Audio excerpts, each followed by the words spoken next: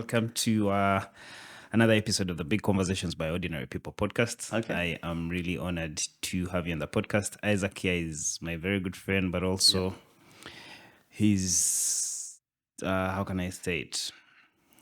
He's an expert I run to in things of digital marketing and marketing in most cases. So we share so many ideas.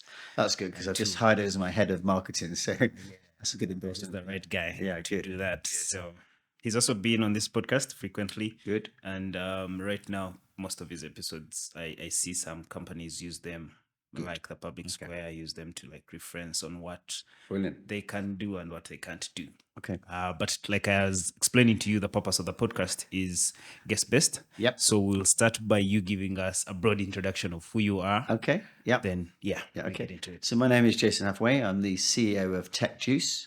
I'm 49 years old. I am 2 weeks into my living in Uganda journey. 2 weeks. 2 weeks into that, yeah. Well, just under 2 weeks.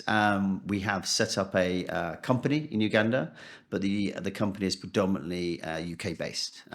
But most of our staff now are Ugandan, and that's why we're moving operations to Uganda. TekJuice is a software company. I know nothing about software. I'm a lawyer, so it's an interesting adventure and journey for me. Back home in the UK, I'm a lawyer of nearly sort of 25 years. I've got my own law firm. Well, I've got 3 law firms, in fact. One specialised in conveyancing, one in HR, and one in general law. And they were very, very successful. And that kind of led me then to setting up a software company, because I wanted to provide some tech solutions to what was going on in the law at the time in the UK. Okay. Yeah. This is when I had a conversation, but before I go into that, Yeah. 2 weeks and you've already made up your mind to settle here. What is it about Uganda that you do? So I've been here, this is my 3rd time here. Okay. The first week was probably the most successful week. I came in November last year. We interviewed a number of staff, and I'll come on to this later, but I was blown away by the talent here. And I'll talk a lot about that if asked the questions. But then I met a lady here as well in that week. It's always the ladies. It's always the lady, yeah. I won't tell you what happened that day, but it was a very good day. I can only imagine. And so she was, we just really clicked in many ways. And that was a big positive for me. But as I said, I'm 49 years old, and I think I've probably been having a midlife crisis for the last 9 of those, sort of 9 years. And I've been desperate for a new adventure. And kind of when I came here, I've been very lucky in the UK. The UK has given me a lot. But my feelings towards it at the moment are not the best, because it feels like there's a negative force there, and for whatever reason. I guess more advanced countries, they kind of get complacent. Yeah. And when I came here, I'm sure it really feels like that, yeah? yeah. In fact, it feels like that. People were moaning about the weather and not having a big enough car, and you go to other countries where they want to just eat. It sort of kind of puts it into perspective. But I came here, and I couldn't believe the energy and the enthusiasm and the people, really. The attitude of the people and the positivity of the people. Now, don't get me wrong. We were talking predominantly to people that have gone to university, and are being engaged or employed for, I guess a relatively well-paid job. We pay reasonably well, so I'm not saying that's a story across the board, but certainly that level. Really, really good. And our experience as a company has been, just incredible. The energy and the hard work. And I mean, it's quite funny actually, because we had this meal in the evening at a sort of pizza place, and there was about 4 or 5 of the staff we hired. The conversation was very erudite, we were talking about space, politics, everything.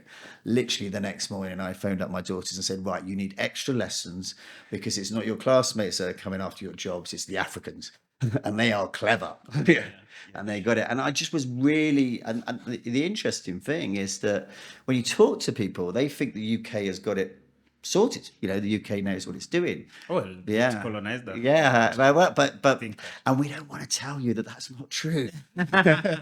We've messed up. Yeah, but there seems to be this sort of credibility with UK education or UK regulation or whatever. But I'm telling you now, this particularly places like Nigeria and stuff, you guys are going to be the next superpower.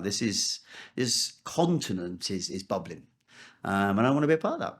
That's Yeah, absolutely. Yeah. So let's dive into TekJuice. Yeah. And more like its vision. Right? Okay. So yeah. right now, of course, we suffer from so many.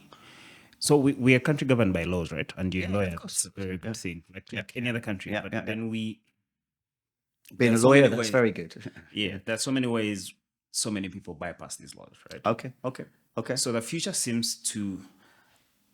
The working future would lean, say, on if our governments could embrace new technologies, say Yes. blockchain. Absolutely. What are your perspectives on that? So I think particularly with regard to Uganda, well, not just Uganda, but countries in Africa generally, the infrastructure isn't great. Okay, so you don't have the kind of accessibility that we may have in the UK. Okay, so technology, and we're focused on apps particularly. Sort of TekJuice. It gives great accessibility. We see that in banking, and moving money, etc. and stuff. So I think that the government really has to embrace, and I don't want to get political at all. Yeah, true. So I talk from the perspective of TekJuice, but I think companies where you don't have that infrastructure have to embrace technology. But in many ways, that's an advantage because in the UK, we've got a lot of legacy infrastructure. So a lot of vested interest, in whatever service or utility people provide. Whereas here, it's just almost like a blank sheet of paper, in terms of launching the new Uber or the new this or whatever, etc. and stuff. So I think technology has to be embraced. I think the government have to listen. We're certainly experiencing that in a particular way, and the opportunities are huge. Everybody pretty much has a mobile phone. What's the connection of our tech solutions to our poor people, right? Okay. Things like internet accessibility. But we could just first look into the kind of value TekJuice is willing to bring here. Yeah, okay. Then that. Sorry, what do you mean by that? I don't understand. In terms of how can tech help bring people up? No. Or TekJuice, your company. Yeah, okay. What sort of value is it bringing? What's the vision? Okay, so initially our value to Uganda is that we are placing talent, in the UK. Okay, and this has come about from having great talent here and companies approaching us and saying, do you know what? We really like what you guys are doing. We really like, you're shouting about this talent. And we're then putting those people on contract. We've just started that. We're only in the first few contracts. We've got to build a portal and stuff like that.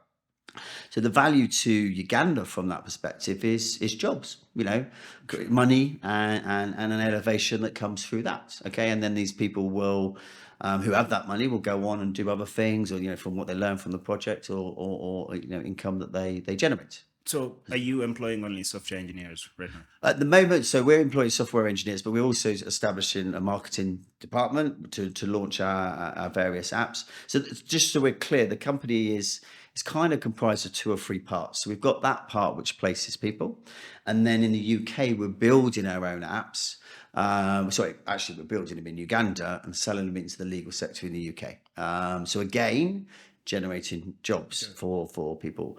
But then since I've been here, in the period of time I've been here, I've noticed a number of opportunities through connectivity. So we're looking at some apps that will connect access to bars and restaurants, help the tourism industry, and sort of bring in people from the UK, etc. So that's an opportunity because your tourism industry is really at a very early stage where we feel that we can provide some access and opportunities. And then the other extension of that idea is to create a market for people that have talent. It might be building a chair or building a table or some crafts. At the moment, if you've got that small business that you're working from your house or wherever, you don't have access to the market. It's harder, isn't it? And this is not a new idea, don't get me wrong. This is kind of replicating Amazon or a Facebook marketplace, but we're going to build that into one of the apps that we're doing. And we feel, again, that's, it's a great way of bringing all this enormous talent that exists to a sort of wider market. So I've had about, say, 200 conversations with entrepreneurs down here Okay. for this same podcast. And one thing stands out: Yeah. the access to the funding. Okay, It's yeah, always okay. the biggest challenge. Yeah, okay. How do you want to tackle that? So in a way, so we've got to grow. So if you go out and I can go out and get funding, okay, but that brings two things. One, either debt, okay, or it brings giving up control, ownership, or some sort of equity. Which is not a bad thing, right? It's not a bad thing, but I think in the early stages, growth stages, it's high risk. Okay, so we're only, we started in November. Okay, it's a story before that, but the company really started in November. So I need to, when you're in that first year or two, you need an enormous amount of flexibility, and you take risky decisions. Okay, so I don't feel comfortable betting someone else's money. Yeah, so it's not about control; it's about me proving to myself that I can get this done. Okay, without someone saying, hang on a minute, should you be doing this or should you be doing this? So from a funding perspective, I'm funding it myself. Now I'm in a fortunate position to do that. And I've got a number of companies in the UK that are going to have immediate need for our products. So that will generate some funding. Okay. But we will get to a point where I need to go out and get more. But I suspect at that point, we will probably ask for funding into specific projects that we're doing and then give up equity into those projects. If I can, I would like to contain some control over the core team because it's going to give us that flexibility sort of going forward. So I talked about this app, for example. Yeah. We would go to probably someone with some wealth in Uganda, to be fair, because they've got a vested interest in promoting that and saying, look, we're going to have to advertise this, market this, etc. Can we have some funding in exchange for a stake? But I think you've got to go into the room with something, haven't you? You can't just go, I've got this a great idea. You've got to present them with something. True. And you mentioned the tourism idea. So I've always had my reservations. I've been sharing them actually online. Okay. So the country seems to put so much effort into marketing the country to get in more tourists. It does, right? okay. But then there's a big gap between if you want to go, say, to a national park right now, you get to Entebbe, then you have to pass through Kampala. There's a long hours, then because it's a major airport, right? Then you have to pass through Kampala with spot holes, then you get to your destination, probably tired and frustrated, right? Don't you see that such things are going to bury you? Have you thought about that? Without question. So we are. I'll give you my experience I had. So I went to the source of the Nile, okay, which seemed to be the sort of bar on the river or whatever, etc. And we did a zip wire, and it was an amazing day. It was in Ginger. Getting there was pretty easy, but getting back was a nightmare because I think all the schools had gone back, and that day it was a Sunday or whatever. So it was hours and hours. Yeah, it was horrible, and I hate traffic. And basically, we got, dare I say, ripped off. So we went there. We went with this connection, and then there was this person that was introducing us to this person, and it was like these people. And then it ended up costing me 2.2 million shillings for what was effectively a little boat ride and a zip wire. Yeah. Okay. And it felt, because we were supposed to go to this island where there was monkeys. This is what they told me. Okay.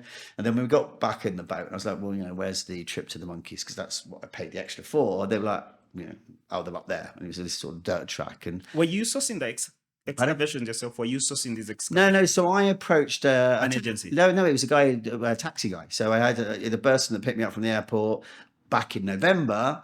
I guess that, I totally get it. They try to sell everything to you, don't they, et cetera, et cetera. And I kind of message exchanged on WhatsApp before I was coming out. I said, I'd quite like to see the gorillas. I'd quite like to do this. I'd quite like to do that. And we just didn't have time. And I think the gorillas, you have to book in advance, whatever, et cetera, et cetera. So it came to this trip. And I felt like I trusted him because he was doing well out of us as a company. Yeah, he was picking people up from the airport and stuff like that. But I think he involved too many people in the whole thing, and we just felt missold. Okay, and so a really, really good day. Yeah. Okay.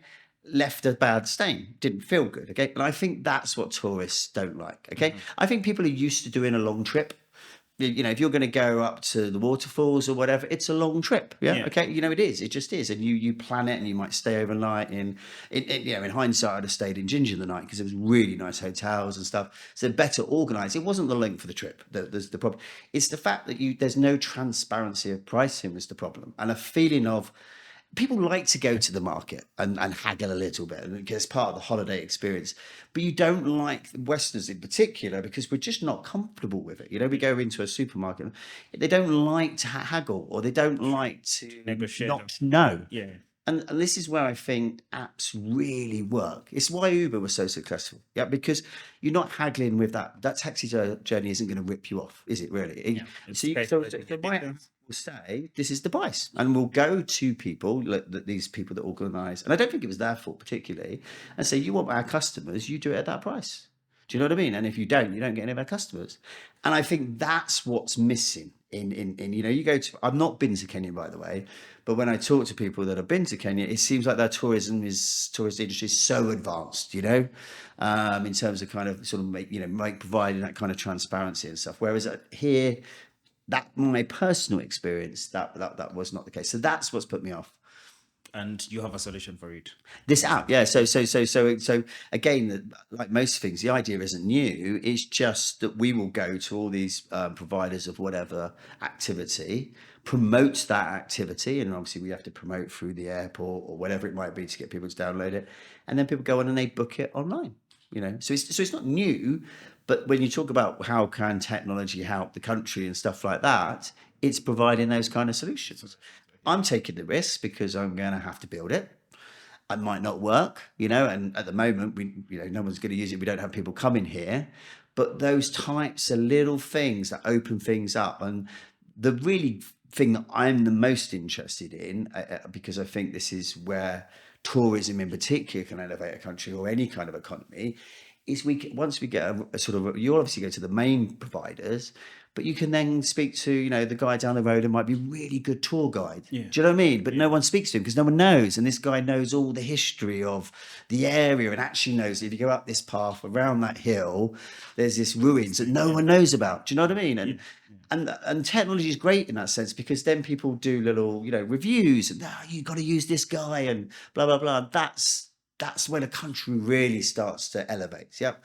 And that's the opportunity that exists because in the UK, you're not going to find the little guy around the road because everybody's done all that and it's so advanced. Here, there's that real opportunity.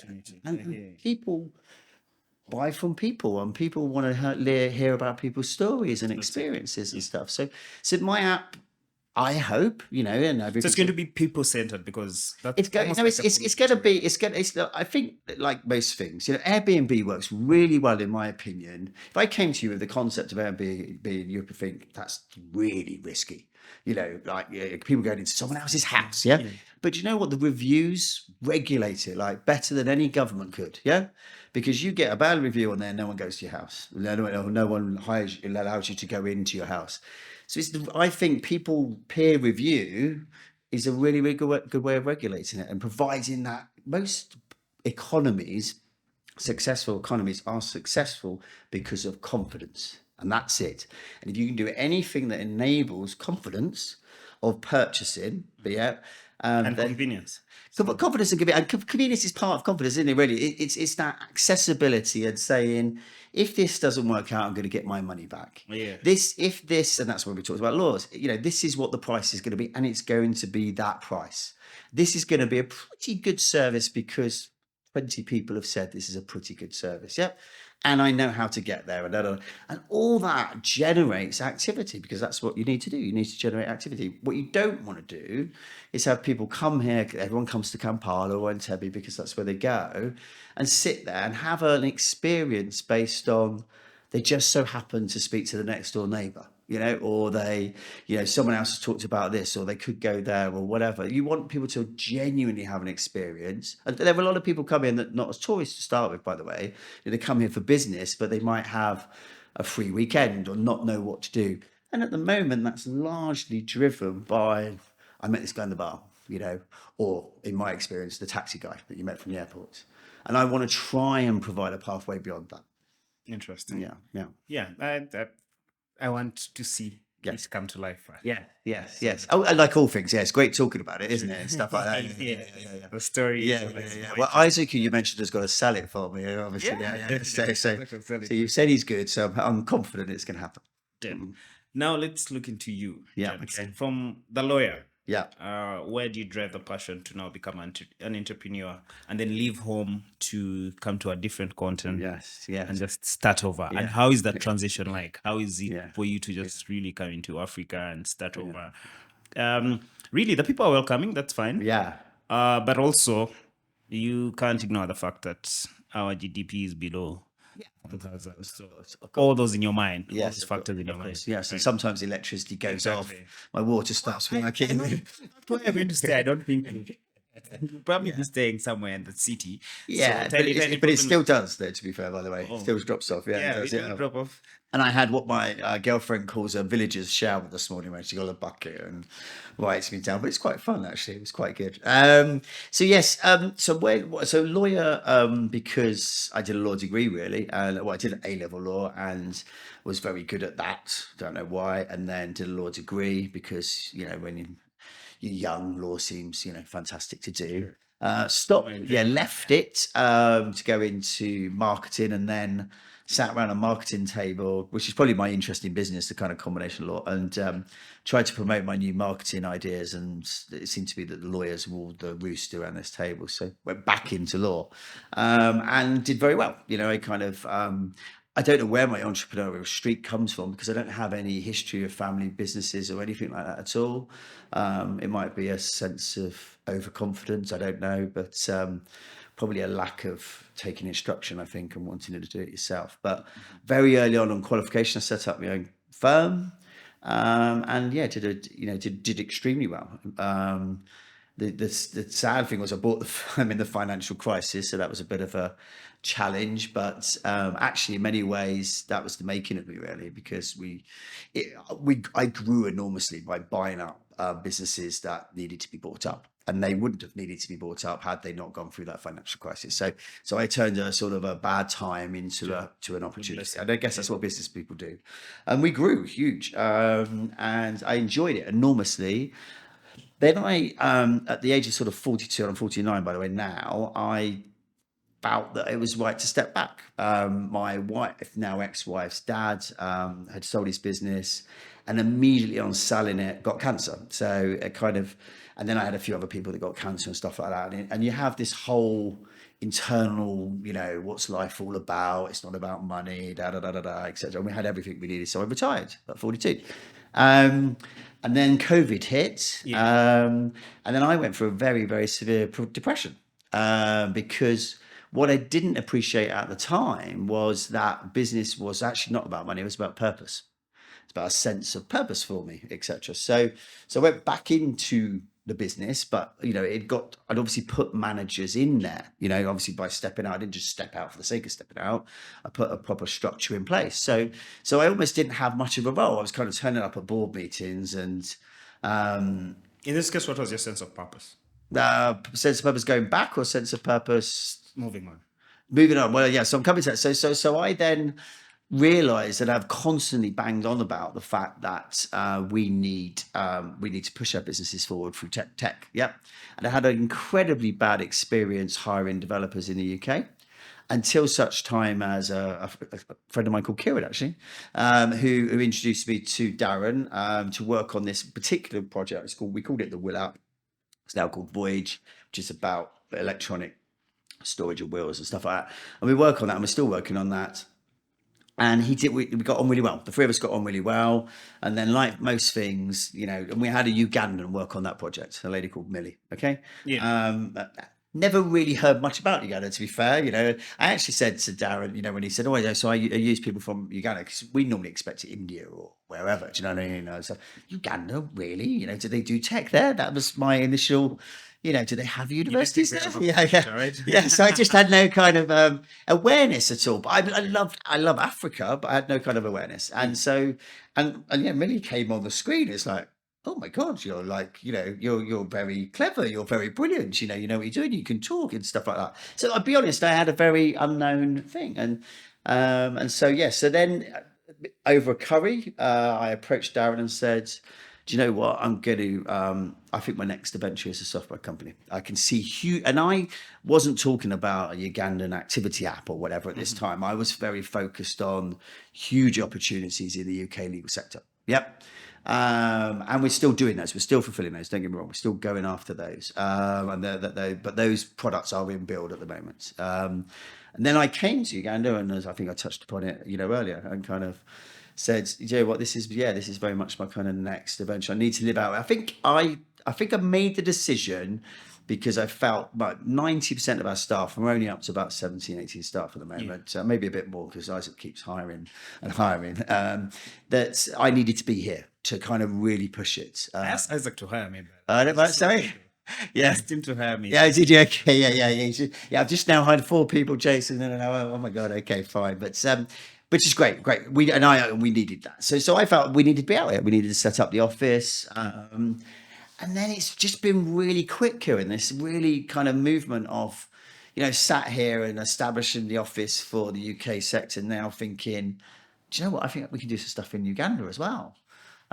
So when I'm talking about these ideas and things, I'm talking about things that are formulated in the last 3 or 4 months, but that's kind of how things work, I guess. But you have all this experience from the UK, and I do, yeah.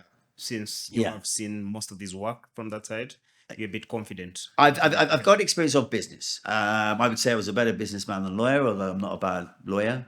And also, I guess my energy for it is that I spent 4 or 5 years either being depressed or doing nothing. So I feel like I've got a lot. I'm 49, and I feel like I'm about 5 years behind where I should be, really. Interesting. Yeah. So I've got this kind of desire to just to catch up. Yeah. So we were still talking about sense of purpose. How do you realize that? How do you skip out of the depression and just keep to it? What is it with you that's driving all this? I think for me, I think most people, but certainly I do, take a sense of purpose by adding value. Okay, so being valuable. Yeah. So I used to get huge purpose as a lawyer because I was valuable to my clients. I got huge purpose as a business person who owned a law firm because I could demonstrate that I've grown it. Okay. And then so there's a little bit of me that says, was that just luck? Yeah. I grew these businesses in the UK very well, but did I get just lucky? Yeah. So there's a little bit of adventure of me that thinks, okay, let's make it as hard as possible. Come to a country I've never heard of, in an industry that I've never done, and make a success of it. Because if I can do that, then I can do anything. Yeah. So there's a little bit of that. So Uganda is going to test you. I hope so. Yeah. So I've been given many sort of stories of, be careful on this and be careful on that. It's absolutely. I mean, luckily you guys speak English, although I'll be honest, most people speak. Is it Luganda or Lugandan or whatever? Yeah. So, but still, the majority of the people speak English almost as the British. They do. It's just that when I'm sort of in a bar or whatever, I don't know. I think whether they're talking about me or something. They talk. So I felt I'd come here and everybody would speak English, but it doesn't matter. I'm actually trying to learn Swahili, but don't ask me, test me, because it's a desire at the moment. But still, Swahili here is going to be a trick if you. This language here is. Because people here still don't. Yes, but we have a desire to go into Kenya, Tanzania, and Rwanda. So in the research I did, it seemed to be a language that would give me a certain advantage. Okay. Yeah. Across those borders. Yeah. So that's the plan. So Uganda will be a test. Of course, it will be a test. I mean, every industry is a test. But then I have certain advantages. And I'm not denying those. I've got funding. I've got money that gives you a certain advantage. And I've also seen a lot of things done before in the UK that could be applied here. That is an advantage, sort of first entry advantage. Yeah. So I'm aware of that. One of the biggest challenges. So in 2014, when African Internet Group started here. Yeah. Okay. So AIG also brought Jumia. Then it just came. Yeah. So the biggest issue, because I was now employed that side. The biggest issue I could pick from the mode of operation was trying to replicate a system that has worked, say, in the UK or the US, and then push it down here the same way, right? Then because we had, again, a country manager would come from the UK. Yeah. But then he was coming from... Wait, what was this called? The Africa Internet Group. Okay. So it introduced Jumia. Okay. Which is now the biggest online business, I think.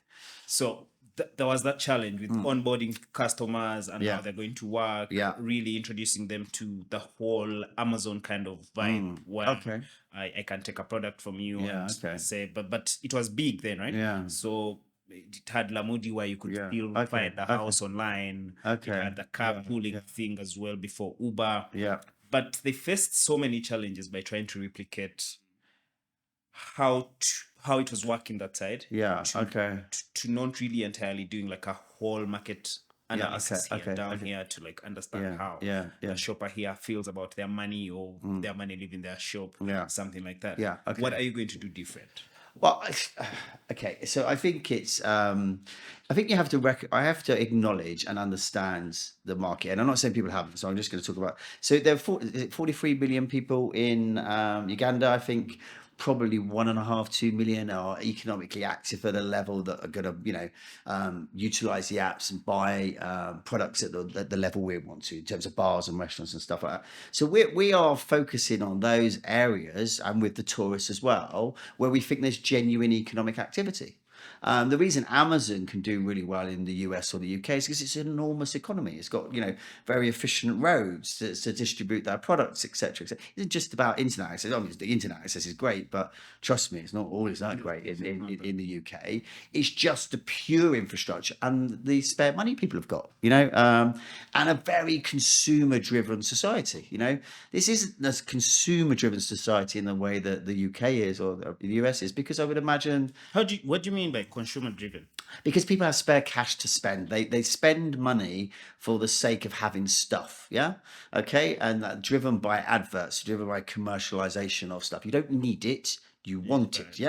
There's people here need stuff. They need to eat. They need to live. They need to survive. That's a very different concern during the day and your thoughts during the day than it is in a British person. I'm not saying they're not poor people. But people want, Christmas in the UK. Oh my God. It's like the rooms are covered with presents. And so if you bring not any kind of product, but a product that is potentially, attractive or not particularly useful, it's got a chance to sell. So there's a whole education first, I guess. There's also a distrust of companies, probably. I don't know whether there is a distrust of the regulation, but if I buy this, will I get my money back if it doesn't turn up? Maybe there's that fear. I mean, I constantly, my girlfriend constantly tells me, I don't like you going on a boat on your own because they might take you somewhere. It's like, will they really? So there is. I'm not saying that happens, by the way, but I am saying that people are telling me that they must fear that. Okay. So obviously, the guy that brought out Safe Boda, you can tell why that worked really well because it solved a problem. Okay. So I think trust is a major issue, and trust in maybe the court system or it working for you. If you've got that in the UK, you've got that in the US largely, and so I know that if my product doesn't work, my computer that I might buy online and get delivered doesn't work, I'm going to get my money back because they're going to pay me back. But I touched upon this in the peer review. Actually, if Amazon, and I had this actually, I ordered a watch, one of those iPhone watches, and what turned out was a tin of tomatoes. And I'm not going to go to court to that. So actually, what protected me was the company itself. Amazon are very, very good, by the way. And I'm not here. I'm only paid by protecting their customers. So this is what I think is needed. Maybe the likes of Amazon or whatever don't come here because in a big way, I don't know if they are here, because of the infrastructure and the size of the economy. But if from the thing I want to do, if you show them I show them trust, and I show, start off with the tourists because they've got the money. Start off in Kololo because there's money in the bars and restaurants. But ultimately, eventually, it's people go, oh yeah, do you know what, that app actually works? Sure. There are young men. Two of them have actually been on the podcast. They have started something called Tubayo. Okay. So it really just helps you to find where to lodge, excursions. Okay. Cool. They're trying to spread out in Uganda and Nairobi. I also happen to do this in both Kampala and Nairobi. I've seen it actually. Find them there. So. How about you buy them out? Okay, not buy them out. How about you partner with them? I actually asked the guy on this platform. He just didn't say. Like, isn't it faster if you build with them Well, you speak from somebody who grew his businesses by buying businesses. So I didn't set up a law firm from scratch. I bought a law firm and grew it. So I'm very well versed with the idea of it. It's I guess. I mean, we got a particular approach we want to do. I feel like I've spent a lot of time talking about this particular app, but then I guess it is about Uganda. We have a very intense process to look at the customer experience and stuff, and bash about ideas and kind of reason why we're doing it. So all the DNA that comes from that process, and the journey that comes from that process is very then difficult to get by buying somebody else. Okay, so it may be, I mean, I'm sure this, I don't know whether they'll hear this at all. If they cause us problems in the market, then we might buy them, or there's some advantage in merging it. But from the conception stage, I really want to control that. Okay. That creativity. That makes sense. So also, the big conversation then here is tech is the future, right? This is what we've been hearing. Well, AI is the future, everyone says. Now again, I'm going to bring into AI. And right now, I could ask my AI about getting around, say, Kampala. It's crazy, isn't it? It has all this data. So I just have to be a very good prospector and get something out of it. What for you? Do you see it as a challenge? Do you see it as something that is just going to add to what you're going to build? AI or just tech generally, or so it's tech in general. Tech is a challenge. I mean, absolutely, it's a challenge. I mean, it's these software engineers are not the cheapest, so it's definitely a challenge. And also, what is a challenge? AI, this is where AI is relevant. It's so fast moving, So we came out with some of our apps about a year or so ago, and now they just look dull. Because people are really smart in this industry, and they really come up with stuff that's great. So we're utilizing AI in avatars and stuff. We've got this great idea for this thing we're doing. So, but without question, it's a challenge. And the biggest challenge is that you're building something. Let's take an app. You're building something that's really personal to someone on their phone.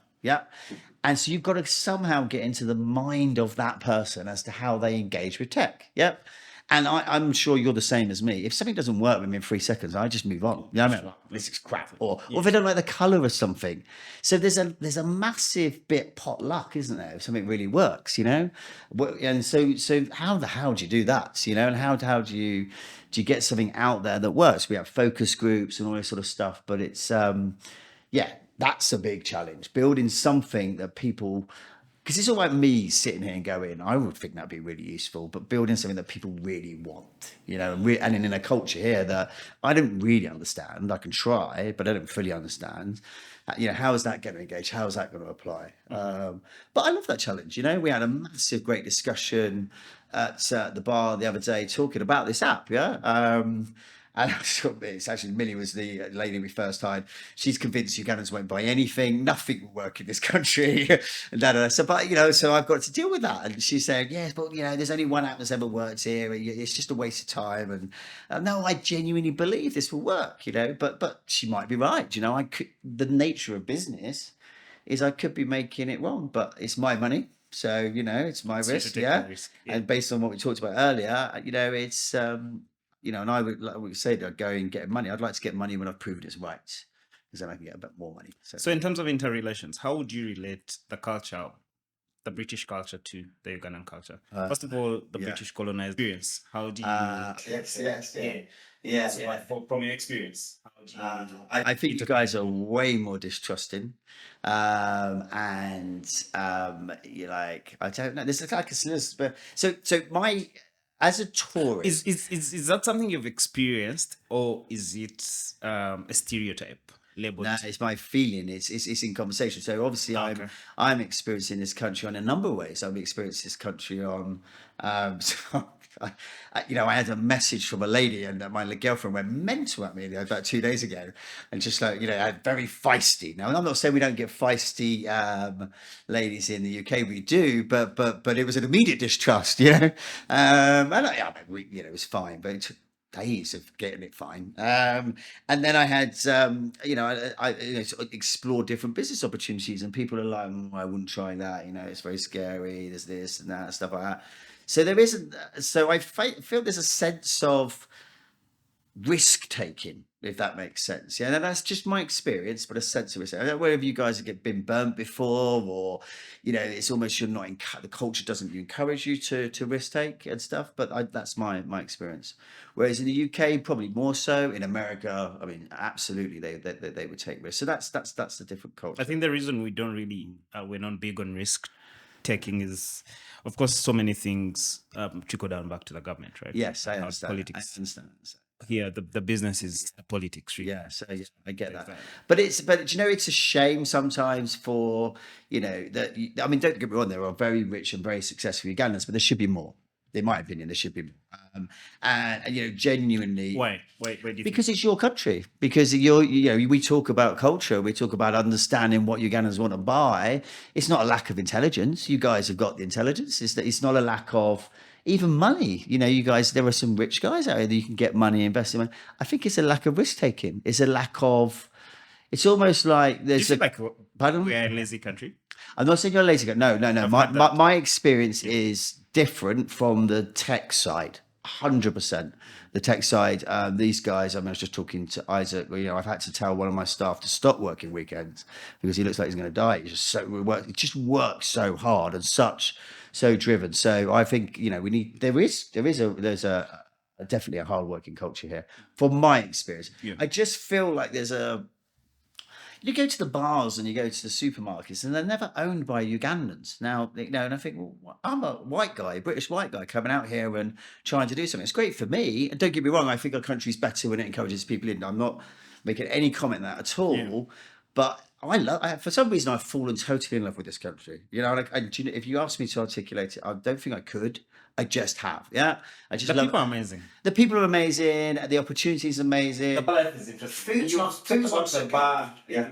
Talked about 17 times. Oh, I'm sorry, I haven't been that. Sorry. You can tell I like a drink. Yes. Sorry, no problem. Ending all those bar comments out. The nightlife is it's fun. Yeah. It feels like when you're in Uganda. Yeah, it feels like you're not worried about tomorrow. Yeah, you're living for today. I can see that, and I love. For some reason, I love Africa. I love the hope of Africa and stuff like that. As I say, the food choice has not been amazing. I'll be honest with you. So what's new? I'm exploring. So I go into Izumi tonight. I don't know, so see what that's like. But that's obviously a Japanese thing. Yeah. So I went to one restaurant where they serve crocodile, which was pretty cool. As a sort of concept. But have you eaten local dishes here? I have. I couldn't tell you what they were, and I didn't like it. But I can't tell you what it was. Yeah, it was something. Yeah. It's not grabbed me. I love French food. I love Italian food. Yeah, I couldn't say at the moment I love Ugandan food. Now I'm not saying that will always be against. Really, it's always important to really give you experience. I probably go to London and not like the food or something. Yeah. Well, the thing with the UK is it's almost impossible, other than fish and chips, to find anything that's actually UK. But so I have come here with a desire to eat and learn, and as much. And the fish and ginger? Did you eat fish and ginger? We no, but in Garba we bought. It wasn't a perch. No, it was something else. One of the very big fishes that come in, because I'm buying a place in Mukono on the lake, and trying to learn fishing and stuff. We went to this fish market in Garba, and then Natasha brought it back but I don't think I ate it. She wanted to make all sorts with it and stuff. But yeah, I'm gonna explore and try different stuff. Yeah. Okay. Yeah. Interesting. Yeah. So I'm only 2 weeks in the living bit here, so yeah. So the storytelling. Yes. What stories are you going to tell your people so that you can drive them to your app and to people in the UK? It's about Uganda. Everyone. I guess in the story to the UK is to talk about. Not necessarily Uganda per se, because people may have. Everybody when I was saying I was moved here, everybody said to me, "Are you going to be safe?" I was like, "Yeah, of course I am." And I have people that WhatsApp me 3 times a day saying, "You're still okay." So there's the fear factor, in Uganda, in the UK is bad. So there's sort of reputationally, there is this thing. I don't have that experience at all. My experience is completely different. So, but I think I want to get people in the UK to come here instead of saying Uganda per se. Or, I want to talk about what's around Lake Victoria. What the wildlife that's here, and all so actually focus on the sites that people can go to, and then the culture and the different sort of places they can go. I think that story. It's like in Lake Victoria, which obviously is enormous, and there's something like 1,000 islands on there, I'm told. So there must be stories on every one of those islands. People live on some of those islands, mustn't there? There must be people that tell this with you, make crafts and all sorts of stuff. So I think there's a connection that could be made there. Being an entrepreneur, I can't buy a house and then not think about business. So I'm getting this houseboat built, and we're gonna do little tours around the sort of the Lake Victoria. So I think that's a selling. My CTO is massive into bird watching. It's not my thing at all, bird watching, but he says this is one of the best places to go in the world around Lake Victoria for bird watching and stuff. So it's almost focusing on the huge positives here, and the big advantage you've got, I think, is that and it goes beyond just the gridders, because everyone loves, everyone wants to come see the gridders, but all the other stuff is that a lot of people haven't come here. There are some massive. You haven't got a direct flight from London. That's a huge disadvantage. People don't like layovers, but if we can sell it more and improve the infrastructure. Pardon? And the airlines will pick up. I passionately believe airlines have to go hand in hand with building up the tourist industry. So the government's got a job to do that, and I think they're doing that absolutely in terms. So is the bigger picture again? Because right now the government is putting in about. Say for just Kampala, right? Yeah. They're trying to invest. Recently, they've published that they're putting in $4 million to do a marathon here. Okay. So to bring back the festival. Yeah. Good luck at that. I mean, how are they going to find some spare roads to do that? Yeah.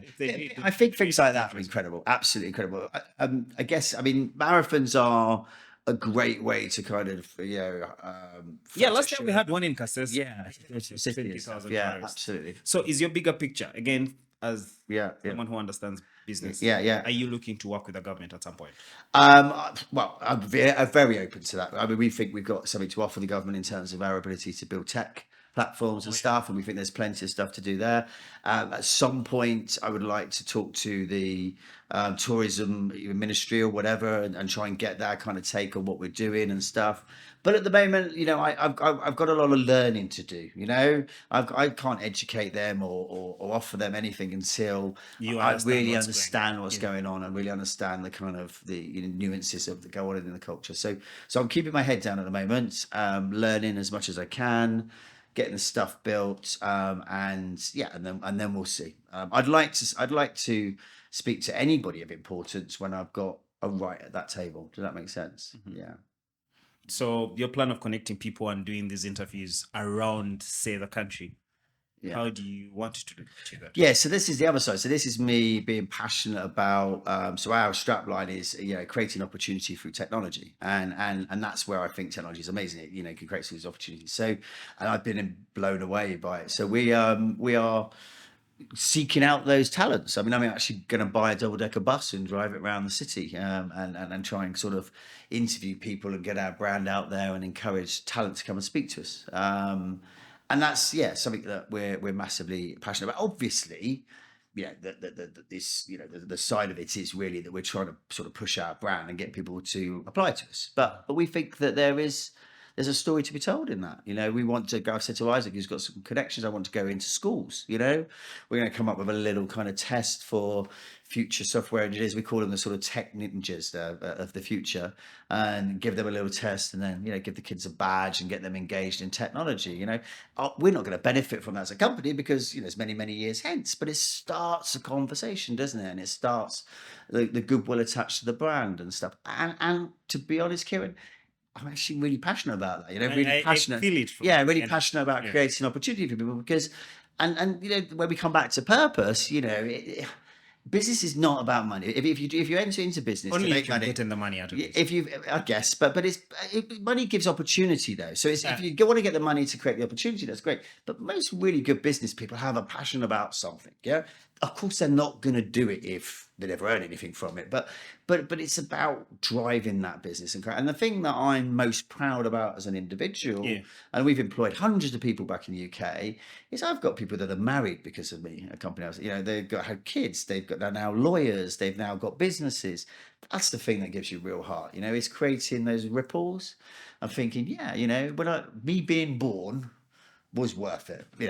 I've done good things, I've done bad things in life, but I'd like the good things to outweigh the bad things. And I think when I die, I want to have added a positive. I think most people do, don't they?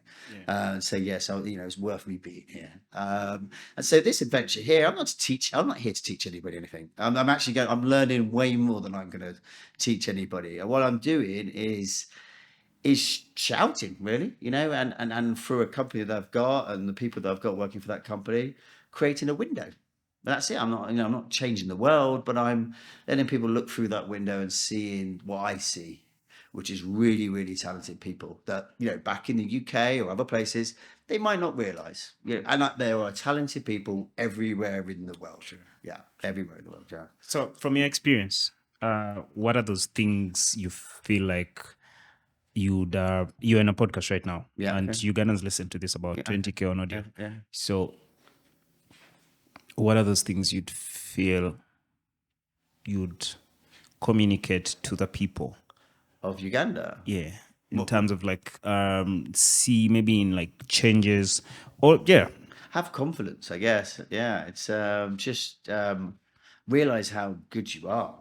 That's the message I want to get across. It is highly likely that we're gonna we're creating a Ugandan subsidiary, but it's highly likely that we'll actually make this company I could see reversing and becoming purely Ugandan, and so therefore by becoming successful in that and promoting, which we will do, Ugandans into senior positions, we will. So I just think it's gone loud. Okay. By creating a successful Ugandan company and promoting Ugandans into senior positions, we're going to create a role model. And that's inspiration is what teaches people. Is still what encourages people, and seeing our successes and people saying, do you know what? I can do that. Yeah. This company has come out of this, economy and all the concerns and fears that we have about the ability to create a company because you've got to know someone or whatever it might be, and actually made a success of it. Yeah. And that would be great. And for us, we want to promote that talent. We want to drive that talent, and we want to promote the talent that within this country and beyond. And I think I'm sure we all do have our own role models as we grow up, and people that we want to try and be. So that would be great for us. So for 49 years, what are those? Don't remind me of this. Yeah, I tell everyone at first. What is your mantra? For 49 years. What is that discipline that has? Yeah. Okay. Yeah. I guess. Don't be afraid. Go for it and have fun. Yeah. It's you've got to have fun in whatever you do. You got to go for it and don't be afraid. Fear is horrible. Fear is it kills you, doesn't it? Really, and terrifies you. Explain why you are very dynamic and willing to start over. Yes, I don't have any particular. I'm a clever guy, but I'm not the most cleverest guy. I'm a pretty good lawyer, but I've got money, but not the most in the world. My biggest skill is I'm prepared to jump off the cliff, but I do check that there's something below. Yeah, most of the time. Yeah, I'm the guy that jumps out the helicopter with skis and thinks we were supposed to go now. And then he's gone too early. It's just that's a bit of the adventure. Hey, look, I'm setting up a software company in Uganda, which and I don't know anything about software or Uganda, so I'm definitely prepared to give it a go. But I think most things, it's confidence in yourself. You don't have confidence in yourself, you can't do it. But you will drive a little bit of instinct. I wouldn't come here if there wasn't some infrastructure. I wouldn't come here if there wasn't some talent and some abilities to do it. People talk English here, so it's instinctively you've mitigated that risk for yourself. But that's the thing I love about business is risk. You know, we just don't know, do we? All this stuff I've talked to you about, the app and all this stuff, it might bomb. You know, I could be doing another podcast in 6 months' time, and Kieran saying, you know, did you think about that? So yeah, but I don't feel that. You know, I feel like I'm building the right foundations to make it work. Interesting. Yeah. So it's your time to ask some questions. Okay. Have you been to the UK? No. Okay. Would you want to go to the UK? So much. Where have you travelled? Kenya. Okay. Tanzania. Okay. Fine. Okay. About half of Africa, I think. Okay. So Nairobi. Yeah. Nairobi. So if you're talking to people abroad and they say to you in 1 minute, sell Uganda, how would you do that? It's fun. It's fun. Okay. That was 1 second. It's fun. I think you go for tea for 59 seconds. Bypass almost everything, right? Yeah. Okay.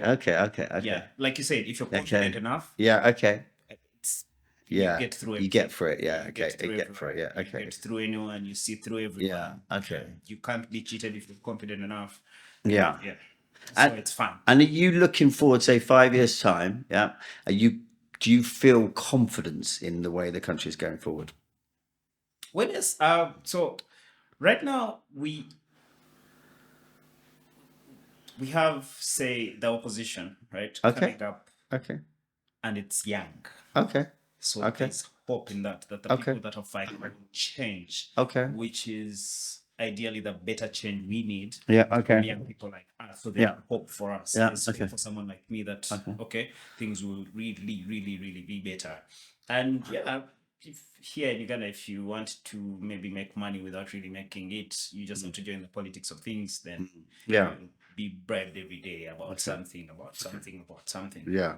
So maybe if the trend of things that young people are taking over such spaces is promising enough, but also we have people really embracing tech. Yeah. Okay. We have a few people energy, now getting to software engineering, Yeah. and there's good money Yeah. there. Yeah. There's Yeah. some value into how things can be done. So there's that hope that things Yeah. will really get Good. better. But it's a fun country. Yeah. I know. I agree. 100%. I agree. I mean, as you said, I mentioned bar 17 times. Now 18 times. I guess picking up on the last and final question, any particular restaurant you can recommend where I can try some fantastic Ugandan food? Ugandan. Yeah. Based on my experience of it not being that great. Yes. Yeah. Haji Sevanchai's restaurant. What has a? Haji, it's in Wandega. Haji, So okay. Haji is like a title for a Muslim. Okay. Yeah. Okay. Haji. Haji. So, but the name is Sevanchai. It's after Haji Paston. Okay, fine. You'll have to write that down afterwards because yeah, fantastic. So the food is like Good. that. Yeah, good, brilliant. So we've done 1 hour. Yeah. Okay. Good. Usually the last question is, what sort of legacy are you trying to leave behind? That's a good question, isn't it? Really. I guess. Look, I'm not into. People are going to put sort of statues up about me, etc. In essence, really, I just want people to say he was a decent guy. I don't believe in business the bad way. I think you've got to be a right person. We can all be a bad person and make loads of money. And that's just cheating and stuff. So I would like people to refer to me as a decent guy. That had passion, cared. My sort of motto at home is energy, passion, purpose. This is what me and Tash keep saying to each other. And I would like people to, review it that way. I've got 2 amazing daughters, and it's important I mention them because, and they are my legacy. So you've been to Uganda? Pardon? No, so they are based in school. So my plan is to try and get back to the UK anywhere between sort of 3 and 4 months a year, whilst they are sort of the early stages. Yes, they do want to come to Uganda, but Penny, she's soon 16, she's going to go into GCSEs, and so it's sort of an early stage.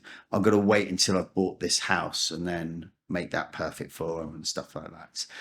But yeah, I really want to show them that. And I want to show them that when I've really made it here. That'd be lovely, wouldn't it? They kind of, turn up at the airport and there's a band playing and blah, blah, blah. So, or I fly them in on a private jet, even better, isn't it? Yeah.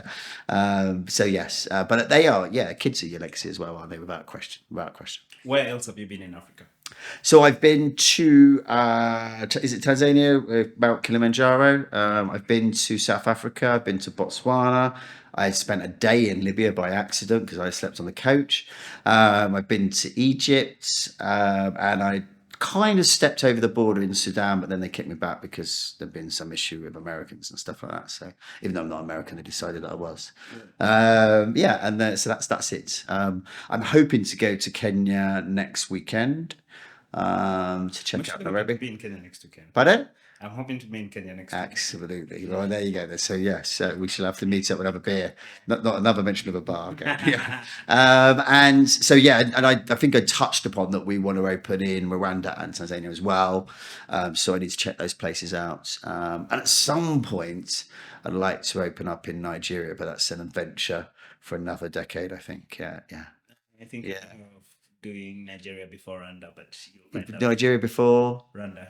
Okay, yeah. So people have said to me, and again, got to stay off politics, but they've certainly said that it might not be as open as it could be at the moment. I don't want to comment on that at all. I think with Nigeria, it's so huge, isn't it? It's almost you got to go there with some serious confidence, I think. But the tech talent there, I'm told, is out of this world. It's amazing. So, and as I said to you, I think one day we're going to see a gigantic Nigerian company take over lots of other companies and sort of drive that economy. So I think they're now the largest economy out in Africa. So yeah, definitely. And we've got a lot of one advantage we have actually is we've got a lot of legal products that would really do well in places like Uganda and Nigeria and stuff like that, around wills and stuff. So because obviously you're based on a UK legal system, so that gives us a really good advantage. Yeah, that wasn't the original plan. That, right? Yeah. I've had a conversation with my lawyer friend before. Okay. And do I need to start the clock? Are we going to offer free advice? So, yeah. So they've told me that there would be no purpose for a lawyer. I think that's very true. Yeah. Well, AI is. Well, no purpose. That's not true. Actually, that's not true because.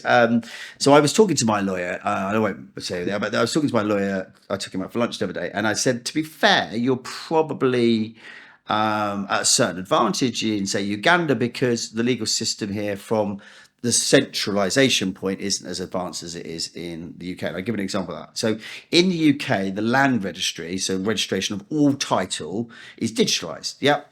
So therefore, AI is going to take that over in no question. Yep. So the work that's done around property law, AI can read all that and could take over. Yep. So and so I own a large conveyancing firm, very large conveyancing firm, and we are in the process of basically driving technology through that company to the point where the 90 or so staff we have will probably go down to 2. I mean, that's your view on that or whatever. We've got to keep it ahead. I think Uganda probably. I was saying to Tommy, look, you got a certain advantage because you don't have that here. So it's not easy for AI to go in and read paper notes. Do you know what I mean? And stuff like that. So I think you're almost, the fact that you're quite far behind actually might help you in terms of that. Updating your iPhone. Absolutely. Yeah. So, but does it mean that, research, for example, and stuff like that, I fear for trainee lawyers at the moment. One of the big jobs of a trainee lawyer was to go into an office and you go away and find case law and stuff like that. And, embarrassingly, I wrote a letter for a dentist friend of mine who wanted to get out of a contract. And she had another dentist friend, who wanted to get out of the same contract. But I was told to go to a lawyer. And I read that other letter. And it's like, wow, that's 10 times better than mine. AI written, embarrassingly. When I'm a 20-year qualified lawyer. I was like, but I'm happy to admit that. It was like, wow, researched and well written. Yeah, so that's a worry, without question. So when a data like that is presented from AI, right, does it take away from me the prompter? What do you mean? Does it make me less smart and the computer doing the work for me? Or is it an amazing thing that I am in position to prompt better to produce a letter like that? As in, could AI do your job? Is that what you're saying? Yeah. Well, no, because I guess this is a personal thing, isn't it? So but you could, I guess.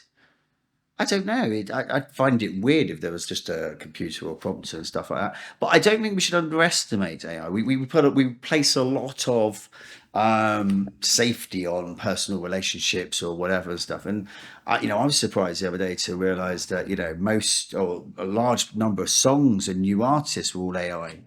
Are AI generated, and even models now are AI. I mean, that's freaky. Yeah. They've even got now an AI best beauty contest in the UK. It's like, seriously. That's a little weird, isn't it? It's a little weird. It is. You fancy a computer generated image? That's a bit weird. Yeah. So yeah. One of the challenges, so we're a full production house, right? Okay, yeah, okay. 1% of our equipment. Yeah. We into movies, music, and videos and content creation and whatnot.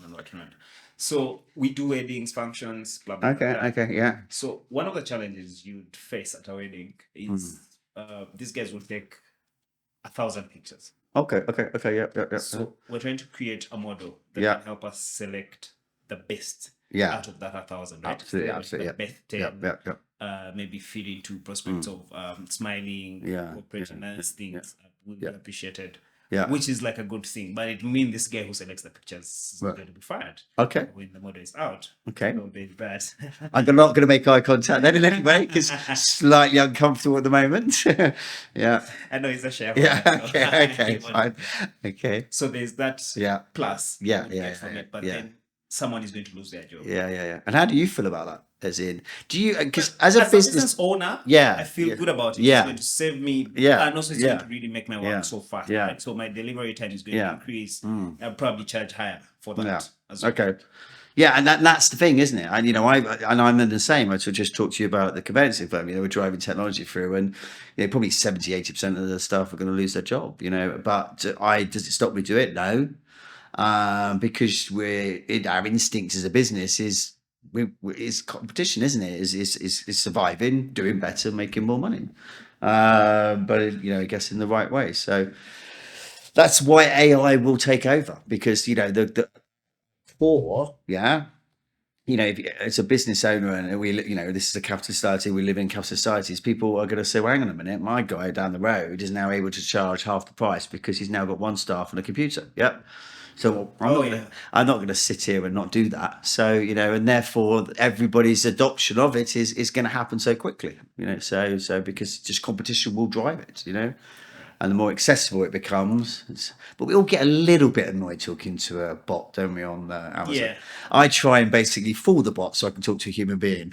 Yeah. So it is. And I'm one of these guys in the UK. You can go to an electronic cashier. So you just scan in and don't talk to anyone. I never do it. I like to talk to the old lady who's sat on her own and everyone else. Yeah. Money notes now have a QR code. So you can just scan it and then add this to your bank account. Yeah. How is that not in the UK yet? How does what? Sorry? How is that not in the UK? How is what not in the UK? There, where your money has a QR code and to bank it to. Yeah, that's true. Actually, it's not. No, I don't know. I don't know. I've seen it in Senegal. Yeah, I don't know really. Yeah. We have got a lot of banking solutions. Maybe there's a reason why the banks haven't. Probably don't make enough commission from it, I would imagine. Yeah. Anyway, lastly, what books would you recommend? Oh, well, so I really like autobiographies. So I'm a massive, or biographies because it's a biography, but Steve Jobs, obviously is everybody's hero in business. I've just finished reading Warren Buffett, a book about Warren Buffett. So, but I also like the Harry Potter series. I love the way the kind of characters, I didn't like it when I first watched it. I was like, it's a bit weird, but it kind of almost grows with you, doesn't it? It becomes more, so obviously I'd approached Harry Potter at a certain age, but I loved the books were really good. So yeah. So movies? So last night I watched for the 27th time Batman Begins. Yeah. Because I love the fact that he kind of has this regeneration. Yeah. I love Batman Begins. With Christian Bale, and stuff like that. Yeah, I just love that guy. I imagine I am, but I tell my kids I'm either Batman or James Bond. And I actually convinced my 4-year-old when she was 4 that was Batman. I think it freaked her out at night. So I said, that's where Dad goes at night. She's like, yeah. So yeah. All right, man. Good. Thank you. Thank you very much. Thank you very much.